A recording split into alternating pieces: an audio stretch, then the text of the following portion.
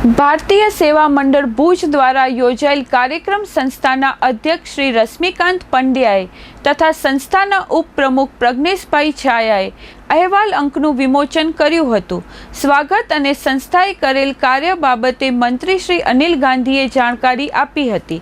સંસ્થાએ કરેલ કાર્ય અને સંસ્થાને સધર બનાવવા હિસાબોની વિગતોની જાણકારી ભાઈ જયદેવભાઈ સોનીએ સંસ્થાએ હિસાબો છેવાડાના સભાસદો સુધી પહોંચે તે પ્રયાસોને બિરદાવ્યા હતા.